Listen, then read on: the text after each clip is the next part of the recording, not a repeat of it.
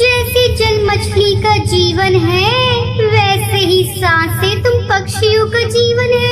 अब देखो कैसे मैं तुम पक्षियों से तुम्हारी सांसें छीनकर तुम्हें जान से मारती हूँ। छोड़ दो हमें, अरे मत मारो, जाने दो मुझे, मैं फिर दोबारा यहाँ नहीं आऊँगा। नहीं, मैं तुम्हें जिंदा नहीं छोड़ूंगी। आखिरी बार इस दुनिया को देख लो, क्योंकि अब तुम मरने वाले हो। इतना बोलते ही भूतिया टूनी चिड़िया की आत्मा टुन्नू चिड़ा को मार देती है। लालच करने वालों की यही सजा है। जो भी पक्षी मेरे जादू मैंगो हाउस को पाने की कोशिश करेगा वो मारा जाएगा।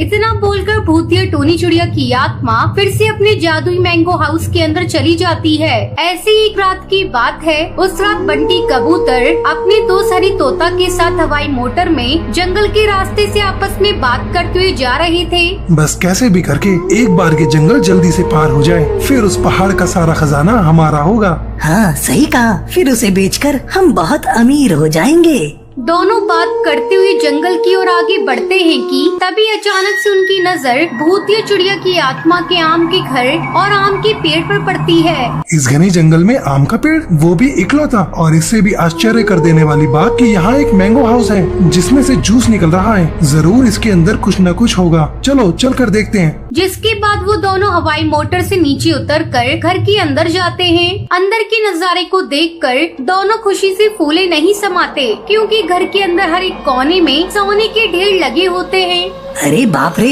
इतना सारा सोना! जिस मकसद से घर से निकले थे वह मकसद तो हमारा यहीं पूरा हो जाएगा। अब हम इन सब चीजों को यहाँ से ले जाकर बाजार में अच्छे दामों में बेचेंगे। इतना बोलते ही दोनों सोने को समेटने के लिए जैसे ही हाथ बढ़ाते हैं, तभी अचानक से वहाँ पर भूतिया टूनी चिड़िया की आत्मा आकर बोलती है, अच्छा, तो अब तुम दोनों मेरा खजाना चोरी करके यहाँ से ले जाना चाहते हो। पर मूर्ख पक्षियों, तुम खजाने के लालच में अंदर तो आ गए, पर यहाँ से जिंदा वापस लौट कर नहीं जा सकते। अब मैं तुम दोनों को मार दूंगी।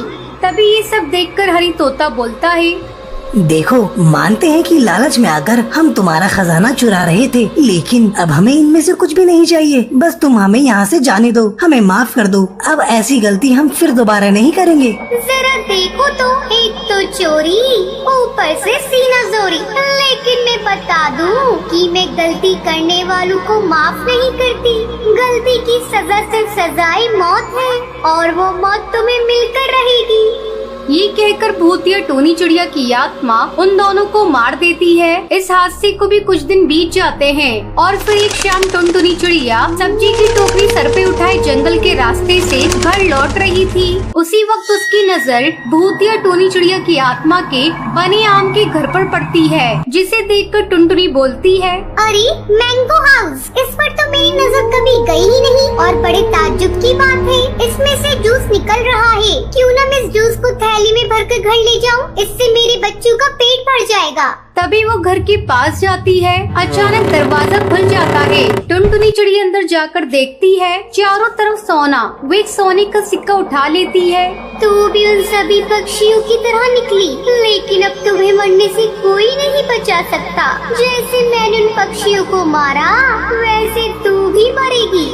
मत मारो मुझे। और तुम पक्षियों को क्यों मार रही हो? बताओ मुझे। तू जानना चाहती है तो सुन। रामपुर जंगल में टूनी अपने बूढ़े माँ बाप के साथ रहती थी, लेकिन एक दिन उसके पिता की अचानक मृत्यु हो जाती है, जिसके 2 दिन बाद ही उसका घर का मालिक उन्हें घर से निकाल देता है। उनके पास रहने का कोई और ठिकाना नहीं होता, जिस वजह से वो जंगल में जाते हैं। जंगल में उन्हें एक बूढ़े साधु बाबा दिखते हैं, जो जख्मी हालत में होते हैं। उन्हें देखकर टूनी उनके पास जाकर बोलती है, बाबा, आप ठीक तो है ना? आपको ये चोट कैसे लगी? कुछ दुष्ट पक्षी मेरे पीछे पड़ गए थे। मैं एक सिद्धि साधु बाबा हूँ और मैंने बहुत तपस्या करके इस बीज को बनाया है। ये जादुई आम का बीज है। अगर तुम इसे जमीन में बोकर पेड़ बना दोगी और इस पेड़ से जो भी मांगोगी वो तुम्हें मिलेगा, वो तुम्हें देगा। तुम इसे रख लो, ये तुम्हारी बहुत मदद करेगा। इतना बोलते ही बाबा दम तोड़ देते हैं, जिसके बाद टोनी चिड़िया उस बीज को मिट्टी में दबा देती है और देखते ही देखते वहाँ पर एक जादुई आम का पेड़ उग जाता है और टोनी बोलती है, हे जादुई आम के पेड़, हमारे पास घर नहीं है, कृपया करके आप हमें रहने के लिए घर दे दीजिए। टूनी के इतना बोलते ही वहाँ पर जादुई आम का घर बन जाता है, जिसमें टूनी अपनी माँ के साथ रहने लगती है। धीरे धीरे ये बात जंगल के सभी पक्षियों को पता चल जाती है। ऐसे ही एक दिन जब टूनी पेड़ से आम तोड़ रही होती है कि तभी कड़कनाथ सेठ और उसके 2 गुंडे टूनी को घेर कर खड़े हो जाते हैं।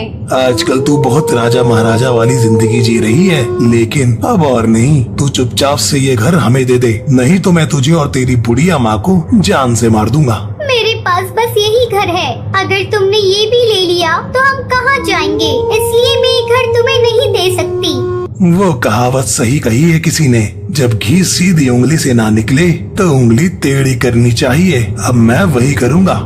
फिर उसने मेरी माँ और मुझे रस्सी से बांधकर पेड़ पर टांग दिया और रस्सी खींच दी। एक ही झटके में हम दोनों की मौत हो गई और तभी से मैं अपने साथ हुए अन्याय का बदला पक्षियों को मारकर ले रही हूँ। मैं मानती हूँ जो उन पक्षियों ने तुम्हारे साथ किया वो गलत था, लेकिन तुमने भी तो अपनी इंतकाम की आग में जलकर बहुत से बेगुनाह पक्षियों को मार डाला। क्या वो सही है? तुमने मेरी आंखें खोल दी और मुझे गलत होने का एहसास कराया, इसलिए मैं अपना पश्चाताप के लिए यहाँ से जा रही हूँ। इतना बोलते ही भूतिया टोनी चिड़िया की आत्मा वहाँ से हमेशा हमेशा के लिए चली जाती है।